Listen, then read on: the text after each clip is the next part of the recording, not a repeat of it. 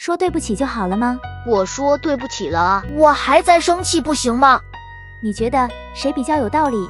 这是一只小刺猬的故事，也是一张卡片，一次道歉，还有一段还没准备好原谅的心情。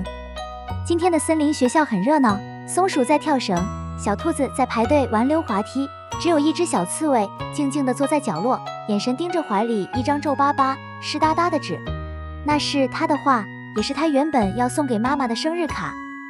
昨天，小刺猬花了一整个下午画画，他用莓果汁画了花，用松针贴成心形，还写上亲爱的妈妈，我爱你。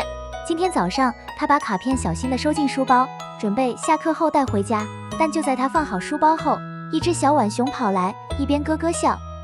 他一边打开书包看里面有什么，说：你的书包好重，这里面装了什么啊？我看一下吗？不要动我的书包！小刺猬急着说，但太晚了，书包倾倒，卡片滑了出来，被风吹进水坑里。小刺猬冲过去捡起卡片，但画面已经糊掉，心形也粘成一团。他站在那里，眼睛红红的，一句话也说不出来。小浣熊停住了笑声，低着头走近。对不起，我只是好奇，没想弄坏它。小刺猬紧紧握着湿掉的卡片，他说：你不该碰我没给你看的东西。小浣熊低声问：你可以原谅我吗？小刺猬摇摇头：不可以。那一天，小浣熊几次想靠近小刺猬，但都被它轻轻避开，不是因为讨厌，而是心里还是很在意。我都说对不起了，他为什么还不原谅我？小浣熊问森林老师。森林老师笑着说：说对不起是第一步，不代表别人马上就会没事。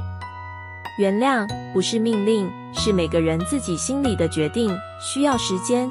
后来几天，小浣熊每天都放一样小东西在小刺猬桌上，像是一颗亮晶晶的小果子，一片好看的树叶，以及一张小卡片，上面写着：我还是很对不起，也还是希望你开心。小刺猬没有说话，但每一样东西都悄悄被带走了。1个星期后，下课时，小刺猬走到正在画画的小浣熊身边，小声说：我还是觉得难过，但我不那么生气了。小浣熊停下笔，抬头看着他，轻轻点了点头。那一刻，他们之间多了一点点新的信任，不是因为说出我原谅你，而是因为有人愿意等，也有人愿意慢慢接受事情的不完美。单字学习 blurry 模糊的 ，but the picture was all blurry 但画面已经糊掉。Forgive 原谅 Will you forgive me 你可以原谅我吗？ Soggy 湿掉的 The little hedgehog held the soggy card tight 小刺猬紧紧握着湿掉的卡片。Slide 溜滑梯 Little bunnies were lining up to play on the slide 小兔子在排队玩溜滑梯。Leaf 树叶 Like a shiny little fruit A beautiful leaf 像是一颗亮晶晶的小果子，一片好看的树叶。一起想一想 Have you ever not wanted to forgive someone 你有过不想原谅别人的时候吗？ How would you feel if someone was still upset after you said sorry 当你说对不起后，对方还在生气，你会怎么想？ Besides saying sorry How else can you show someone you care 除了说对不起，还可以用什么方式让对方知道你在意他？小朋友，今天的故事就到这边。